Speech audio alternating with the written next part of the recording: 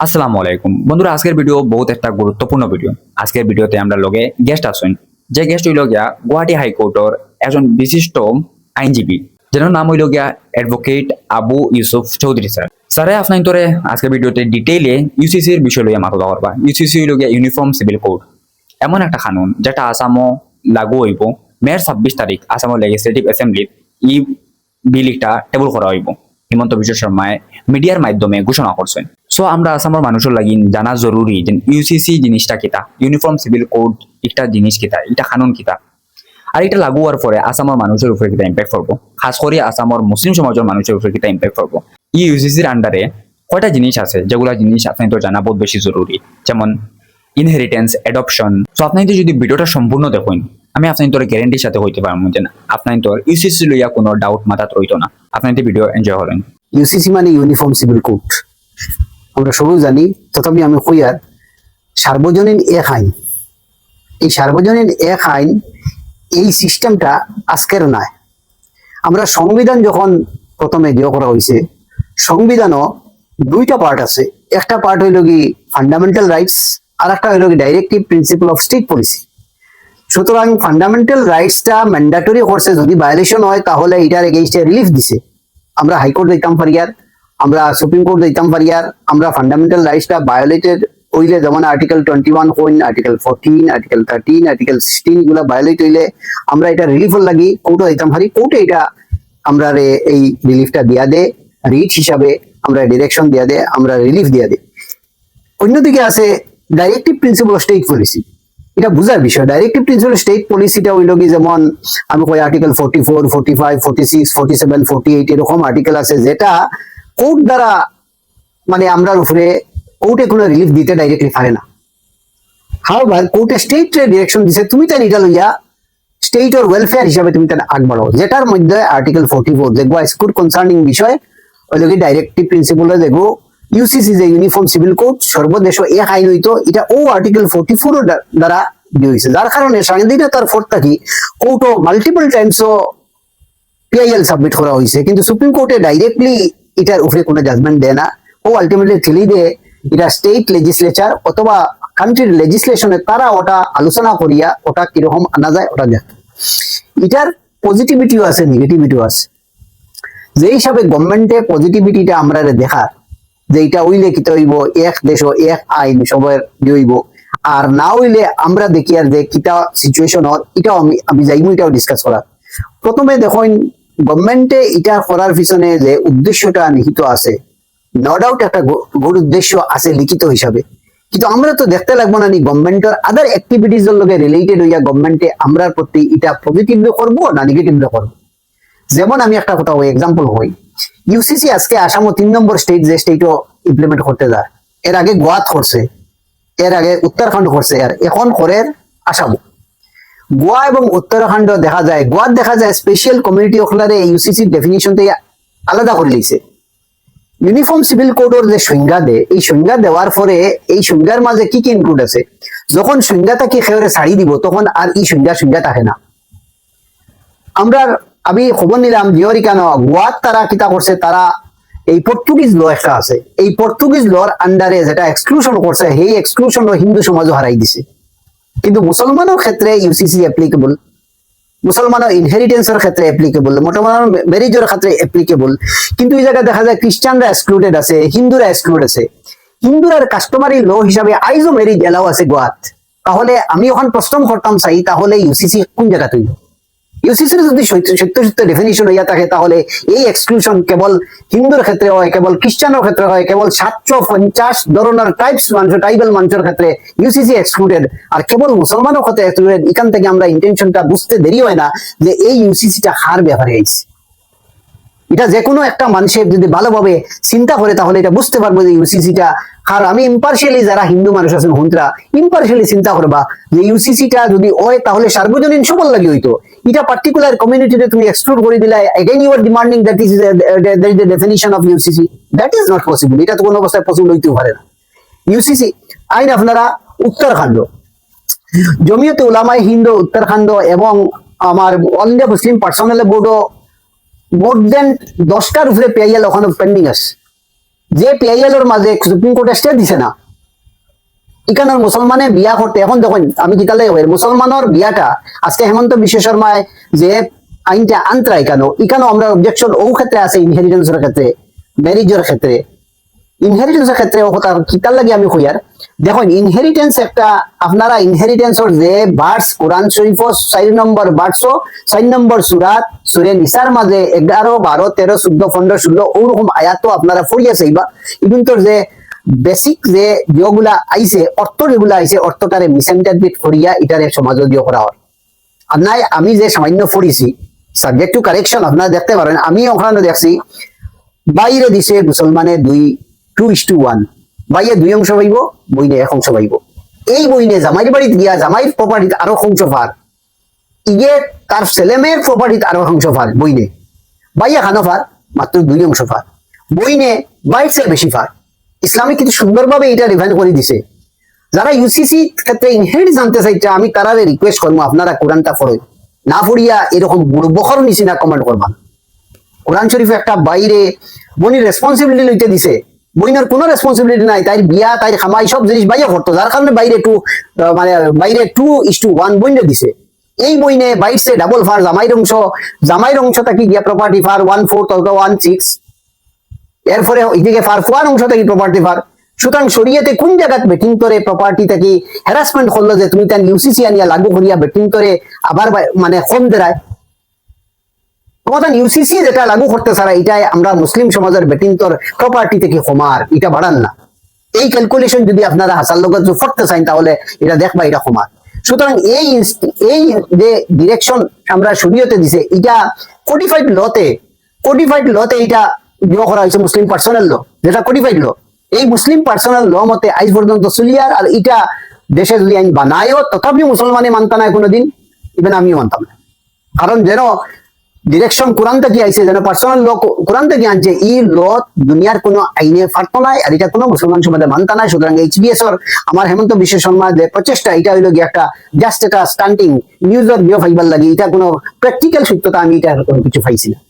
সুতরাং এই পলিগেমির এইটা যেটা ইনহেরিটেন্সের ক্ষেত্রে এটা মুসলমানের দিও না আইন। সেকেন্ড পলিগেমির কথা বলতে, পলিগেমির যে যেটা ইনস্টেন্সটা আপনারা আনোই, এটা যারা যারা কোরআন পড়িছেন না তারা ফরক কোয়া আজকাল নেটো মারলে পলিগেমাস ভার্সেস অফ কোরআন মারলে বাড়ি যাব মানে ফড়িয়া চাইবা। এটা কিতাব হইছে ক্লিয়ারলি কইছে তুমি তাই 1 অধিক 2, 2 অধিক 3, 3 অধিক 4 পর্যন্ত বিয়া করতে পারবাই, করা যায়। এবং তারপরে কিতাব হইছে কন্ডিশন নাম্বার 1 দিয়া দিছে যে তুমি তার হক ইনসাফ করতে লাগবো, যেটা তোমাদের দ্বারা সম্ভব নয়। সুতরাং এগেইন ঘুরাইয়া নিয়ে একর মাঝে নির্ধারিত করে দিছে। আজকে মুসলমান শিক্ষিত সমাজে কত পার্সেন্ট পলিগেমি বিয়া আছে দেখাই, হাসামাত মাতিলে তো গুগল সে চাই আমার কথা নাই। হিন্দু সমাজও কতখান পলিগেমি আছে, খ্রিস্টান সমাজও কতখান মুসলমান, আমি কোনটা কইয়ার না আপনারা যারা কোনটা গুগল সে সার্চ করিয়ার পরে আমার কথা খান ইয়াদ করবা। এই যে মুসলমানের উপরে আইয়েও যে একটা খান্দ দাগ ভালাইয়া পলিগেমাস আইডিওলজি, আমি তো এই সাইডে যাইয়ান না। আমি যদি ধর্মীয় মাতো যাই তাহলে আপনারা হিন্দু সমাজে আমার খারাপ পাইবা, খ্রিস্টান সমাজে খারাপ পাইবা। সুতরাং ইটা মাতো আমি যাইয়ান না, খ্রিস্টানেরও আসুন, জৈনরা আসুন, মুসলমানেরও আসুন, আমি যারা মুসলমান ছিলেন তারাও আসুন। সুতরাং ইটা মাতো আমি যাইয়ান না। আমি সিরিফ ওখান কইতাম চাইছি যে ইন্টেনশনটা প্রথমে ইন্টেনশনটা সহি হইতে লাগে, যে কোনো আইন প্রণয়ন করিয়া আনতে ইন্টেনশনটা সহি করতে লাগে, তখন মুসলমানে হোল হার্টেডলি সব জিনিস মানতে লাগবো। আই জাস্ট ফর এক্সাম্পল একটা কথা কইয়ার, যেটার অলরেডি আমি পিআইএল সাবমিট করিয়া আসছি কোর্টও। যদি হাসার লাগি মুসলমান ওয়ামেনের প্রতি আপনারা সহি ধরে ধরিত আমি গভর্নমেন্টে কইয়ার, তাহলে মুসলমানের 2024 মুসলমানের 1935 এক ম্যারেজ এন্ড ডাইভোর্স এক বাতিল করছে 2024 বাতিল করার মাধ্যমে কাজী হলের এক বাতিল করছে, যে কাজী হলে মুসলমানের ঘরে ঘরে বিয়া রেজিস্টার করতা, আর রেজিস্টার করতে খাবিনের মাঝে একটা কথা লেখা রইতো যে বেটিরে আমি অত লাখ টাকা মর দিলাম, ও খাবিনের মাধ্যমে বেটি মরের মালিক হইতো, যেগুলি ম্যান্ডেটরি শরীয়তের বিধান। আই 2024 তুমি ইকান বাতিল করিয়া ঠিক আছে নতুন mandatory marriage divorce act 2024 pass করলায়। পাস করার পরে এই মুসলমানের যে মহিলার যে 2024 থেকে আজ পর্যন্ত কোনো ল প্রণয়ন করলায় না, কোনো মানে অফিস মেমোরেন্ডাম নাই, কোনো ফ্রেমস রুল ফ্রেম করলায় না, না করার কারণে এই মুসলমান সমাজের কাপল যারা আছেন বিয়া এখন কিরকম রেজিস্টার কথা এটা কিন্তু গভর্নমেন্ট একবার কনসিডার করছেন। এই মুসলিম সমাজে বিয়া এখন ম্যান্ডাটরিলি এখন তারা কিতা করতা ইয়া তো রেজিস্টার করতা না, অথবা এরারে যারা স্পেশাল ম্যারেজ একটা রেজিস্টার করতা। Special marriage act no doubt it's a good act, কিন্তু এটা মুসলমানের লাগি বিয়া রেজিস্টার হওয়ার লাগি স্পেশাল ম্যারেজ অ্যাক্ট নাই। কারণ এখানেও এই তালাকর এই আপনার যেটা ডাওয়ার মানি যেগুলো কয় মহারানা, এই মহারানার সিস্টেমটা স্পেশাল ম্যারেজ অ্যাক্টও নাই। সুতরাং এটা না থাকার কারণে মুসলমান সমাজ ভুগিতরা যেটা কারণে না দেওয়ার কারণে আমি বর্তমানে পিআইএল সাবমিট করছি হাইকোর্টও, এটা খুব সম্ভব নেক্সট উইকে এটা শুনানি হইব। এই অবস্থায় যদি হইয়া থাকে তাহলে আমরা যে দেখো একটা ইস্যু কইলা, প্রথমে ম্যারেজ তো শেষ করে দিছ, ম্যারেজও ইউনিফর্ম সিভিল কোড আনার লাগে এর আগে এক শেষ করে দিচ্ছেন, ম্যারেজের মাথা নিয়ে লাভ নাই। চাইল্ড ম্যারেজ আটকাইছেন, ঠিক আছে, আমরা এখানে কোনো নেগেটিভ কিছু নাই, চাইল্ড ম্যারেজ আটকাই তো ঠিক আছে, চাইল্ড ম্যারেজের এই নিয়ে বিরাট ইয়ে হয়েছে, আমরা এখানে মানিয়া লইছি। সুতরাং সেকেন্ড হইল গিয়া অ্যাডপশন, অ্যাডপশনও তো মুসলমানের কোনো অংশও নাই, সুতরাং ইউনিফর্ম সিভিল কোডের মাত আয় না। একমাত্র রয়েছে যেটা ইনহেরিটেন্স, আমি কইলাম এই ইনহেরিটেন্স ইউনিফর্ম সিভিল কোড আন্ডারে কোনোদিন আইছেও না আর আইতেও না।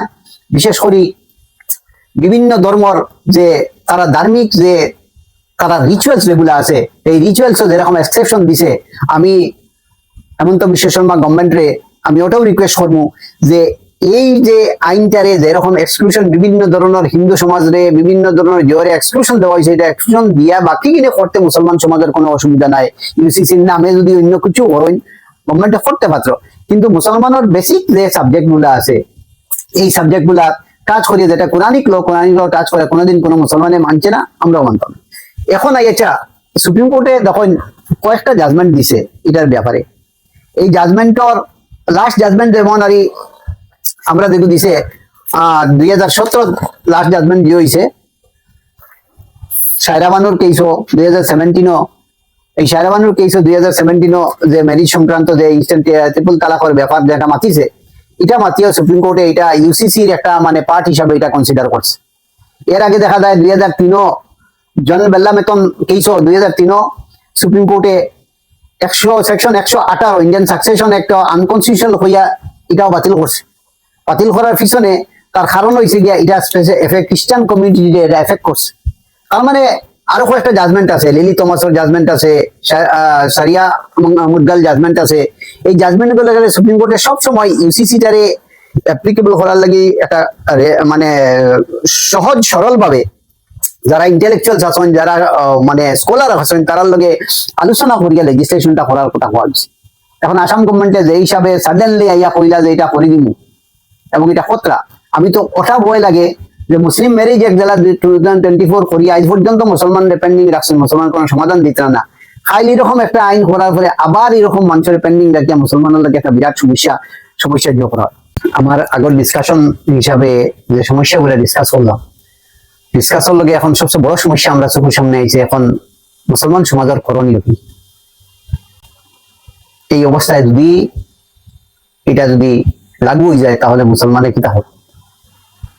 প্রথম জিনিস আমি একটা কথা বলি, আমি ওই জায়গাটা একটু শকিং যে গত 2 বছর আগে পার্লামেন্টারি কমিটি সামনে আমরা এগুলো অবজেকশন দিলাম ইউসিসি বিল অ্যাপ্লিকেশন লাগে, তখন দিল্লি থেকে পার্লামেন্টারি কমিটি আইলো, তার সামনে আমি নিজেও মানে তার অবজেকশন করছি, অবজেকশন সাবমিট করছে। দিল্লি থেকে ওখানে কোনো জিনিস অ্যাপ্লিকেবিলিটি ব্যাপারে ওখানে ফাইনাল কোনো সিদ্ধান্ত হয়েছে না। এদিকে স্টেট আবার এটার উপরে পুরা অ্যাকটিভ হয়ে গেছে যে লাগু করতো, এবং প্রথম ডিসিশন দিছে এই গভর্নমেন্ট আওয়ার পরে যে এটা লাগু করার লাগি 26 তারিখ ডেট দিছে। দুইটা কোয়েশ্চন হয়, প্রথম কোয়েশ্চন হলো কি আমরা এটা মানতাম কিনা, সেকেন্ড মাথাইব যদি মাননি তাহলে কতটুকু লিমিট পর্যন্ত মানতাম। এই দুইটা প্রশ্ন আমরা বিরাট এখন টেনশন দেয়। আমি যেগুলো হই আর আমার personal view subject to correction by the Islamic scholars মুফতি হল আছেন যেটা ব্যাপারে তারা আমি আমার যেগুলো আন্ডারস্ট্যান্ডিং যেগুলো আছে আমি তুলিয়া ধরিয়া আপনারা এটা যে আপনার কাছে এটা ডিসকাশন। প্রথম জিনিস দেখুন, ম্যারেজর যে ব্যাপার আছে, marriage, divorce, inheritance, adoption, polygamy, এই তো ফার্স্ট সিচুয়েশন, যে ফার্স্ট সিচুয়েশনও এখন গভর্নমেন্টে জানতে পারে।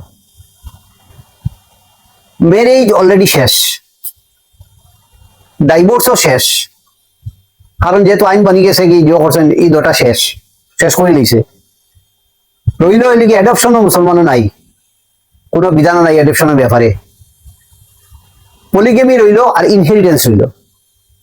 মুসলমান কোন অবস্থায় এজ এ পারফেক্ট মুসলিম হিসাবে মুসলমানের ধর্ম কর্ম হিসাবে পলিগেমাস নেচার মুসলমানও আইছে না, মুসলমানও আইছে জরুরতে পলিগেমি জরুরত। আপনারা তোরা একটা জিনিস যারা আজকাল তো সবার কাছে গুগল নেটওয়ার্ক আছে না, আপনারা ইউরোপের যে বড় বড় কান্ট্রি যে স্টেট গুলো আছে, আপনারা ওয়াশিংটন দেখেন, মিউনিক দেখেন,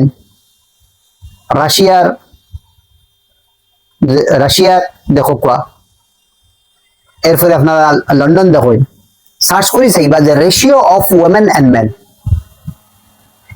এই রেশিও আমি রিজন ওটার লাগে দিয়া, রেশিও অফ ওমেন অফ মেনও দেখা গেছে কোন জায়গা 1:3, একটা ছেলের এগেইনস্টে 3টা মেয়ে বর্তমানে।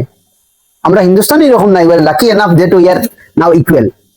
কিন্তু এই কান্ট্রি গুলার লাগি সাপোজিশন দড়ি লিলা যে এই নিয়মটা যে কেবল 1:1 বিয়া হইতো। যদি 1:1 ওইয়া থাকে তাহলে বাকি যে 2টা বইন ইগুন যাইতা হন। এটা আমার কথা নাই যে ইসলাম ও পলিগেমার এই অপশন আমার পিছনে সাইন্টিফিক রিজন দেখবো আমি কইতাম চাইছি, এটা যাইতো কেন? এরা ইয়া তো অনারেবলি একজন জামাই মানিয়া থাকতো, অথবা পাবলিক প্রপার্টি।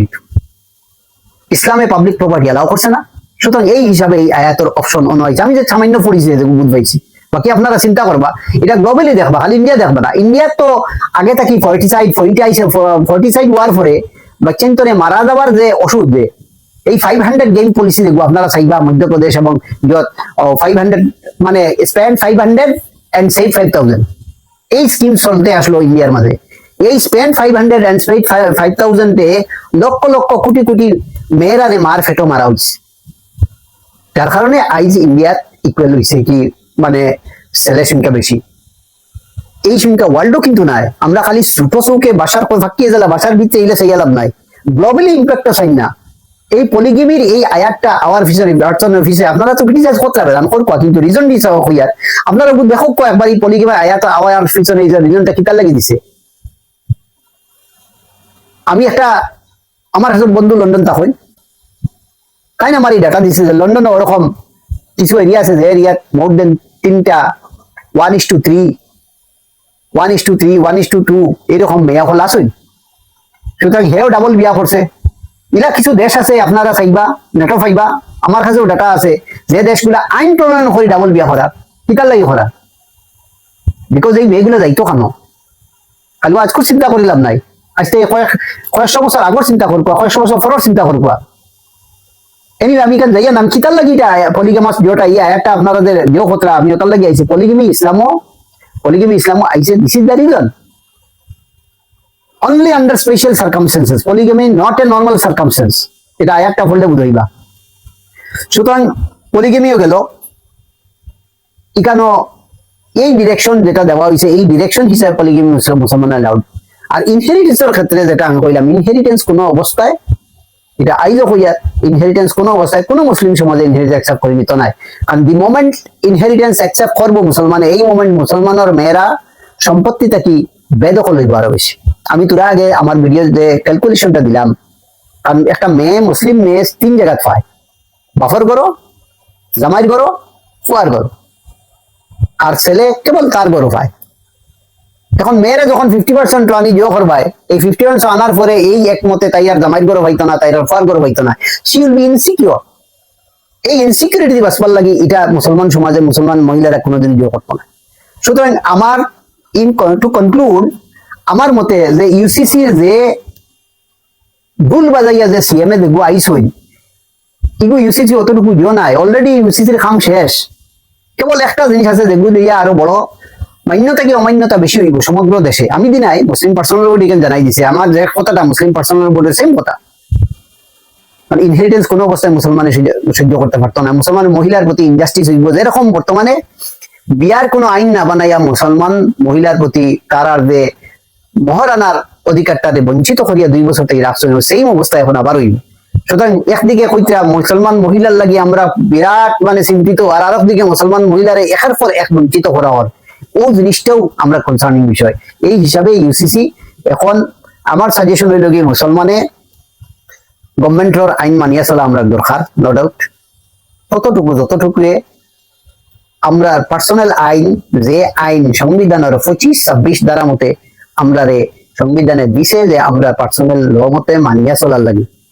সাংবিধানিক দেওয়া আইন বহির্গত করিয়া কোনো আইন মুসলমানে কোনোদিন মানতাম না, আমিও মানতাম না। সুতরাং যেখান কনস্টিটিউশন দিছে, কনস্টিটিউশন কইছে আমরা ধর্মরে পালন করার লাগে, আর আমরা ধর্মে কইছে দেশের আইন মানার লাগে। সুতরাং আমরা একবার আরবের লাগে রিলেটেড আমরা সুন্দরভাবে ওই হিসাবে চলতাম। আর বাকি আমরা মুসলিম পার্সোনাল ল বোর্ড আছে আর বড় বড় জিও আছে, তারা যে আকাবির হলে যে সিদ্ধান্ত নেবে সিদ্ধান্ত হলে আমরা মানিয়ে চলব। মোটাও আমার লাস্ট সমাধান।